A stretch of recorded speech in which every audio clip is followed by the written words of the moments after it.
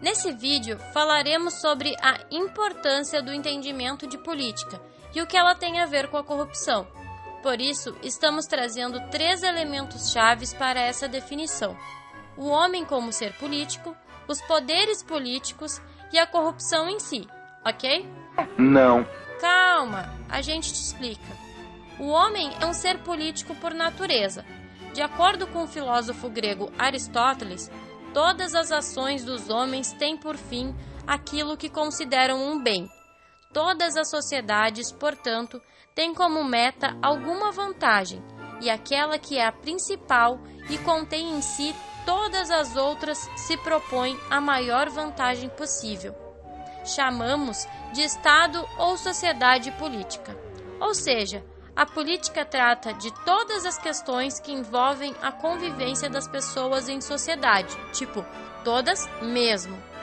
Além dessas questões, mais do que a simples atribuição de quem são os gestores do Estado, a política engloba todos os cidadãos de uma sociedade, independente da posição social ou cargo, uma vez que é necessário que todos exerçam suas atribuições para a busca do bem comum.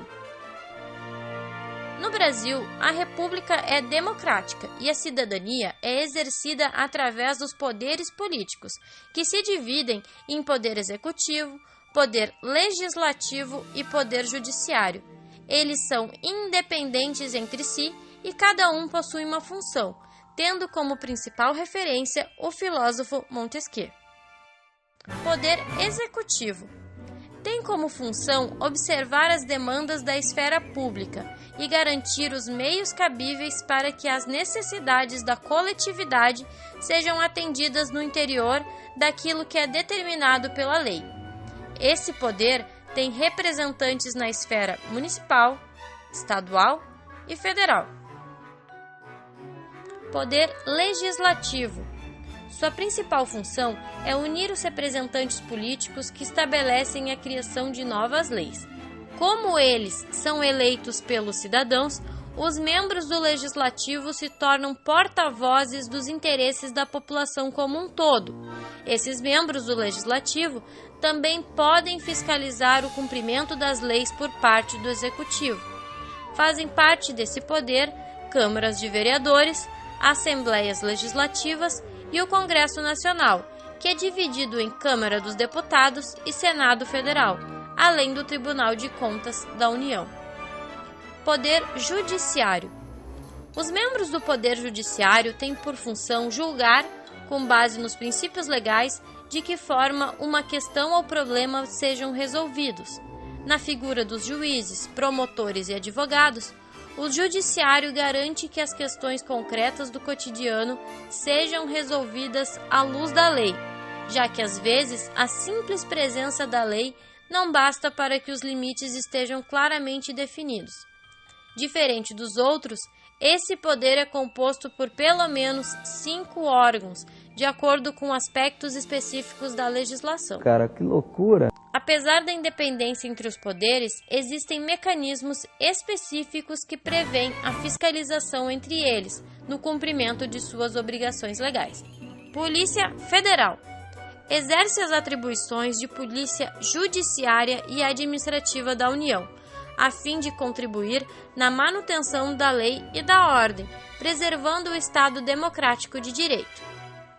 Recentemente, a Polícia Federal passou a ser um órgão vinculado ao Ministério da Segurança Pública, que foi criada através de medida provisória número 821, publicada em 26 de fevereiro de 2018, no Diário Oficial da União.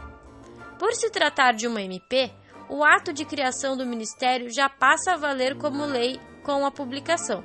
A partir daí, o Congresso Nacional terá até 120 dias para aprovar, rejeitar ou até mesmo modificar a medida provisória. Se o texto não for analisado nesse prazo, a MP perderá validade. Ministério Público. De acordo com a Constituição Federal, cabe ao Ministério Público Brasileiro a defesa dos direitos sociais e individuais indisponíveis, a defesa da ordem jurídica e a defesa do regime democrático. Além disso, o Ministério Público tem autonomia na estrutura do Estado, não pode ser extinto ou ter atribuições repassadas a outra instituição.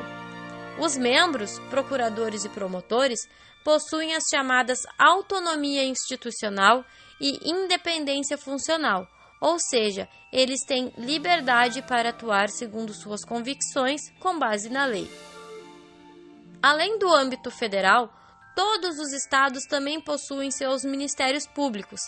Também há uma Corregedoria Nacional dos MPs, para alinhar e investigar as ações promovidas por esses órgãos autônomos. Agora que a gente viu que o cidadão é um ser político por natureza e o que cada órgão faz, que tal olhar para si mesmo para começar a falar sobre corrupção? Aí tu deve estar pensando, mas o que eu tenho a ver com isso se os políticos fazem coisas muito piores? Quem tem acesso à internet? E redes sociais? Twitter, Facebook? Pode me contar se já vendeu ou comprou qualquer coisa pelos grupos de brick no teu bairro ou da tua cidade. Até parece que nunca repassou alguma coisa que comprou por lá e não gostou. Tudo bem se tu nunca fez isso, mas tu sempre vai saber de alguma história que teus amigos ou familiares já te contaram sobre isso, né? Já viu isso? Que isso? Isso é corrupção. É um erro comum acreditar que a corrupção está centrada nos poderes políticos. E com o avanço das mídias digitais, a possibilidade de anunciar serviços ou produtos ilegais sem custo nenhum aumentou a possibilidade de ganhos pessoais a partir dos mesmos, ainda que possam representar situações problemáticas do ponto de vista social. Infelizmente, essa corrupção também atinge a classe política de quem deveria, por obrigação, zelar e defender o bem comum, a democracia e a cidadania. Quase todos os dias há notícias de novas prisões, operações policiais e a descoberta de vários esquemas que envolvem muito dinheiro público. Dados de 2017 do Instituto Datafolha mostram que a palavra oficial está em crise. É que a confiança nesses poderes está cada vez mais baixa. Por exemplo, a Presidência da República e o Congresso Nacional amargaram um dos menores índices de confiança plena de pelo menos 3% da população brasileira. Os partidos políticos somam apenas 2%. Já o Ministério Público tem 21% dessa confiança, enquanto o Supremo Tribunal Federal tem 15%. Portanto, será mesmo que a corrupção é exclusividade dos deputados, senadores, prefeitos e presidentes?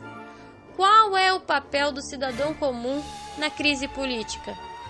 A resposta está com cada um de nós.